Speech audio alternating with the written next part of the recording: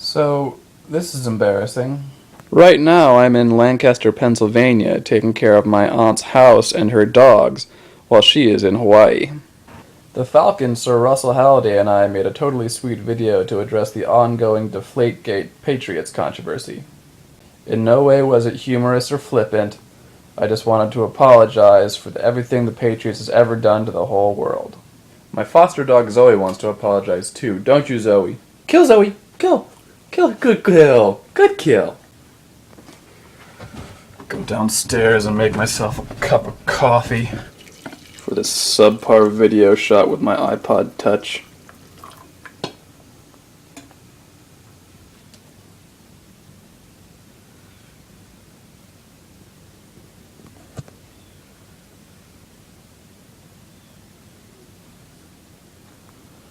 Anyway, so speaking of contrition, I have an error to rectify.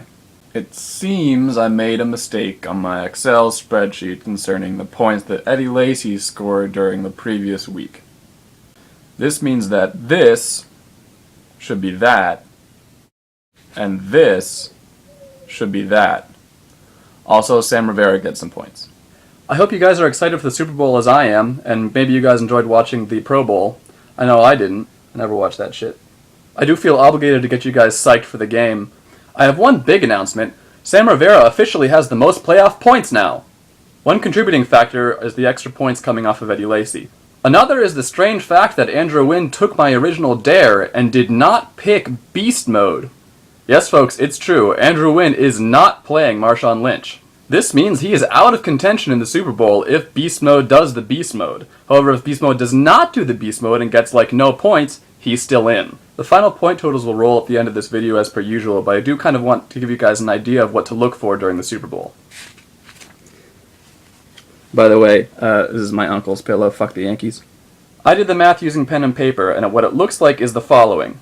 If the Seahawks win, the battle for first pick will be between Sam Rivera and Andrew Wynn. If Marshawn Lynch has a super crappy game and the Seahawks win by 6 points, exactly 6 points, Andrew Wynn gets first pick. In all other cases, if the Seahawks win, Sam Rivera gets first pick.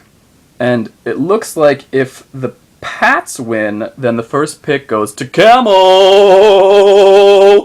Anyway, I'm sure the rest of us besides those 4 people can get excited for them. I have one more thing before we roll to the scores. I don't know if you guys know this about me, but I'm a big fan of data, and I crunched some from the last season. Here are some mortifying conclusions I came up with. Alright, so here's a graph showing how many times each of us acquired a new player during the last season. I decided to look at the number of acquisitions because I felt that it was a good measure of how much an individual player gave a fuck. So let's go down the list, shall we? Here at the top, you've got the lions, porcupines, and penguins, your quintessential zombies. They logged on probably 0 times and they acquired 0 players. These were the folks keeping pretty incredible players on their benches halfway through the season. Moving down the list, we've got your quasi-zombies, your Laura Mudges and your Andrew Harans. And then in the middle of the list are the people who are just kind of chill and don't find it necessary to have their acquisition count in the double digits. For some of them, I think the draft left them in a place where they just didn't have to mess around too much. Notice in this range is our fearless champion, Justin. And then moving down the list, you've got the rest of us who basically have nothing else to do but play fantasy football all day. And then there's me. Embarrassing. Okay, so this next graph shows the sum total of points each of us scored in all of our games over the last season. On the left, you can see our zombies did significantly worse, and with the people who actually cared to play the game, it was basically a crapshoot, with kind of the peak developing towards the higher number of acquisitions. Okay, so this is a new graph. It shows the number of wins each of us got. As you can see, it basically shows the same phenomenon, with the exceptions of Hunter, Rachel, Dolce, and Russ. So what conclusion did I draw? In fantasy football, it is important to give a shit if you want to win.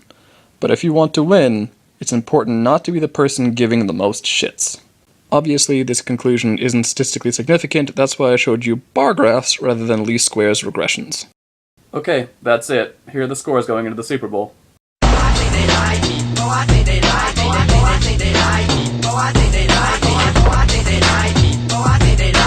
Are you talking? Whatever. Getting niggas like me, haters wanna fight me. Getting niggas mad 'cause I came up overnight. Y'all should shit up, I got a knock up tight. So you better do the right thing like Spidey. Remix, we get busy over here. No sleep, niggas stay up on they grizzy over here. We young, we fly, and we gon' stay flashy till the day that we die. Too deep, too deep, too deep, too deep.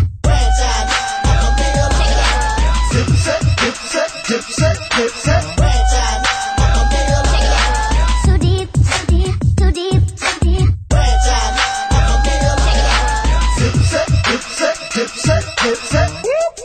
That's the sound of the police. That's the sound of the beast.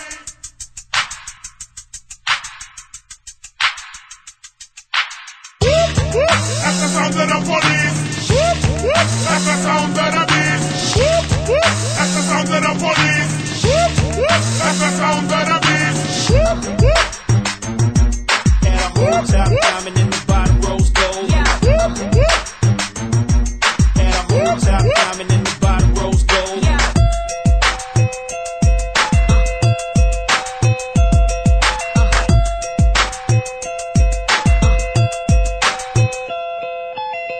Got them yellows, got them purples, got them reds. Life gon' hit it, make you woozy in your head. What it do when the Lou ice grill cut your grandma with a hustle smooth bricks and the gangsters bang hammer.